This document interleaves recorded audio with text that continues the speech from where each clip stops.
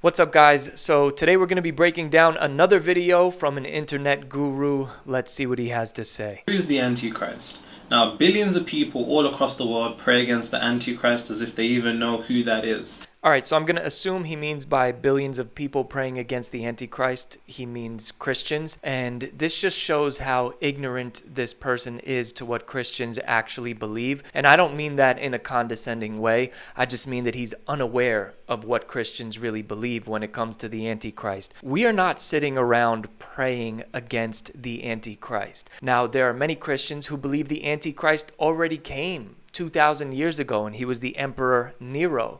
And then other Christians believe that this Antichrist is going to be a political figure in the future. So to say that we don't know who he is, I guess you could say we don't know because there's disagreement amongst Christians about if this is Nero or a future political figure. But regardless of that fact, we're not sitting around praying against the Antichrist. I would really like to see where you got that information from. Now, I'd like to start by quoting Sun Tzu.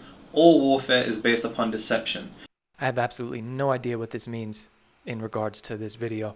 To properly define Antichrist, you must first understand the etymological origins of the word Christ, which comes from the Greek word Christos, which comes from the ancient Kemetic word Kurst, which meant anointed one. All right, so the ancient Egyptian or Kemetic word Christ did not mean and does not mean anointed one. This mistranslation, or a better term would be misrepresentation or manipulation of this word Christ, comes from a poet and spiritualist named Gerald Macy, whose lifelong goal it was to draw parallels, although very shaky parallels, between ancient Egyptian mythology and the story of Jesus Christ, and making the claim that Jesus and the story of his death, burial, and resurrection was plagiarized from earlier Egyptian mythology.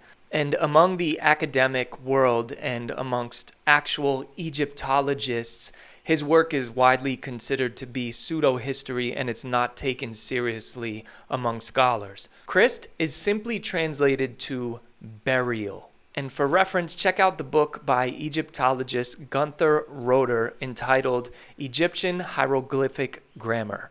So how did we get the word Christos in Greek, meaning anointed one?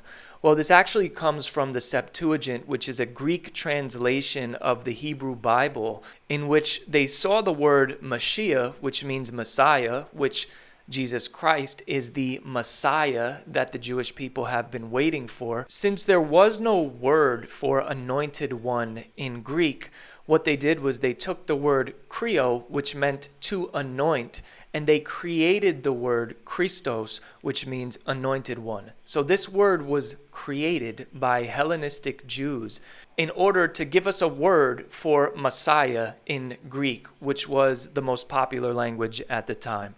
So with that being said, I'm not going to continue going through the rest of this video because it's built on a foundation of sand in making the claim that the Greeks got Christos from Christ. So with that being said, like, share, subscribe. Go check out my book that's on the other side of this screen. And if you haven't noticed, I have removed all YouTube ads from future videos. So if you want to help keep this channel ad-free, become a Patreon supporter at patreon.com/JohnClash. Thank you and God bless. I'll see you on the next one.